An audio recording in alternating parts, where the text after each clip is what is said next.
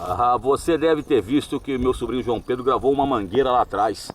Faz de conta que aquela árvore é a árvore Bodhi, a árvore em que Siddhartha Gautama, o príncipe filho do rei de Kapilavastu, Suddhodana, que foi chamado de Siddhartha Gautama, o Buda, fez o seu processo de meditação. Rapidamente hoje nós vamos falar sobre o budismo. O budismo ele surge provavelmente no século 6 a.C.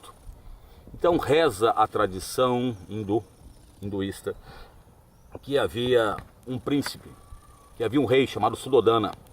Sua mulher Mara foi dar à luz e morreu ao dar à luz, e nasce então o príncipe Siddhartha Gautama. Dentro das tradições búdicas, reza a lenda que Siddhartha ao nascer já caminhou, e quando caminhava, por onde ele passava nasciam flores. Lógico que isso é uma analogia muito bonita sobre a libertação, é muito bonito isso, leiam se puderem. E aí depois ele disse que ele veio libertar o homem. Siddhartha foi criado nos palácios praticamente isolado do mundo, até que determinada vez ele escuta um canto triste de uma cantora dentro do seu palácio e pergunta à sua esposa, Yasodhara, de onde vinha aquela música. E aí Yasodhara fala que ela vinha de outras plagas, de locais distantes, e Siddhartha nem sequer conhecia o seu reino. Suddhodana abre o reino para Siddhartha Gautama e ele vai com o seu auxiliar Shana, e aí ele vê um velho.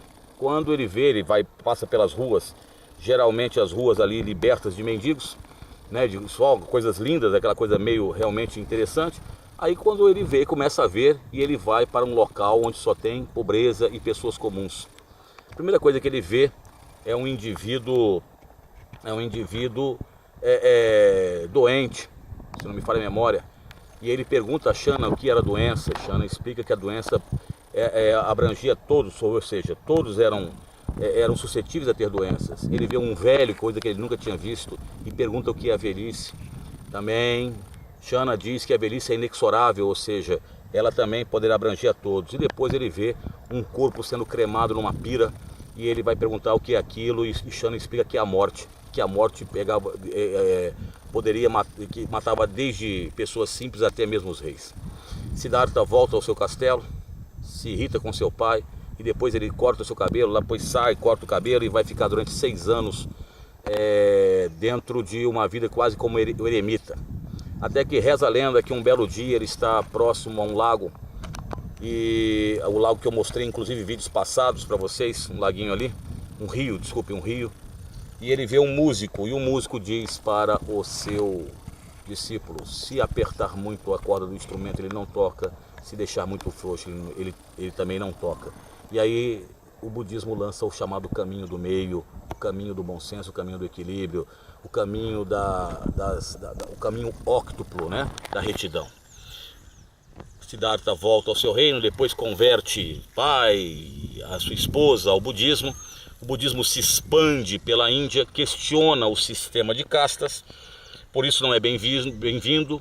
Siddhartha morre provavelmente por ingestão de carne de porco que estava contaminada, ele era vegetariano.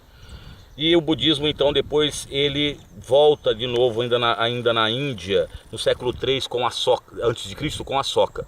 Depois disso os budistas são colocados fora da Índia, né, pelos hinduístas, e eles vão partir ali para o sudeste da Ásia, para a China e até chegar ao Japão. Então é lógico que isso aí poderá cair no vestibular? Pode cair no vestibular, a questão do budismo. É claro que isso é uma dica. Você, como é um bom aluno, irá procurar a história de Siddhartha Gautama, o Buda, não é? Um dos maiores luminares do planeta em todos os tempos. Cola conosco, é nóis, tamo junto.